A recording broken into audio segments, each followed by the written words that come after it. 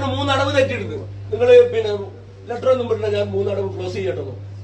Letter വിട്ടാൽ 3000 മുതൽ 6000 വരെ ലെറ്ററിന്റെ പൈസ പിടിക്കുന്നു. നീ വിചാരിച്ച ഞാൻ അവിടെ ചാടാൻ പൊറുക്കി നടക്കുന്നവനാ? നീ എന്താ വിചാരിച്ചേ?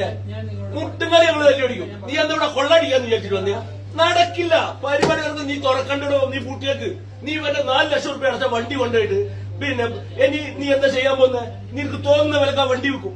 എന്നിട്ട് അതിന് 2 ലക്ഷത്തിന് വിറ്റ് 1 ലക്ഷം കാണിക്കും. എന്നിട്ട് പിറ്റേ ദിവസം എന്റെ ചെക്ക് ലീഫും മുദ്ര പേപ്പറും വെച്ചിട്ട് ഇവർക്ക് കേസ് വരിക. ബാക്കി ബാലൻസ് പൈസ വരെ അടക്കണം. ഇവർക്ക് വണ്ടിയില്ല, പൈസയില്ല. ഇതെന്താ കൊള്ള സംഘം അല്ലേ? അതല്ല സംഭവിക്കുന്നത്. നിങ്ങൾ ആ വണ്ടി, ഇവന്റെ വണ്ടി ഇവൻ തിരിച്ചെടുക്കുന്നില്ല. ഇവൻ ആ വണ്ടി തിരിച്ചെടുത്തില്ലെങ്കിൽ നിങ്ങൾ ആ വണ്ടി ലേലം ചെയ്ത് വെക്കും, വെക്കില്ലേ? ബാക്കി പൈസക്ക് വേണ്ടിയിട്ട് ഇവന്റെ പേരിൽ കേസ് നിങ്ങൾ ഫയൽ ചെയ്യില്ലേ? നിങ്ങൾ ചെയ്തിട്ടില്ലേ? പറ. അങ്ങനെ നിങ്ങൾ ഒരാളെ പേരിലും ചെയ്തിട്ടില്ല.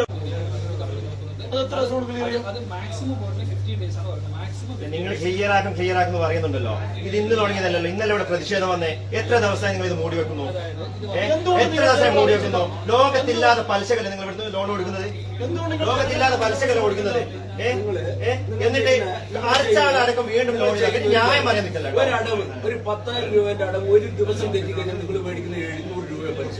10,000 രൂപക്ക് നിങ്ങൾ 700 രൂപ അല്ലേ? ആര് പറഞ്ഞു? നിങ്ങൾ എന്റെ കഴിഞ്ഞ മാസം വരെ വാങ്ങിച്ചാളാ.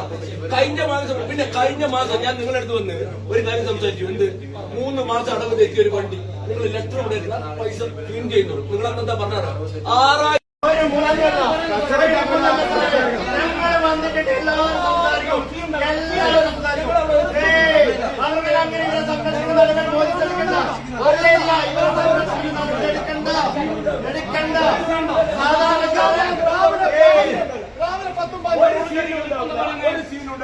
സീനുണ്ട്.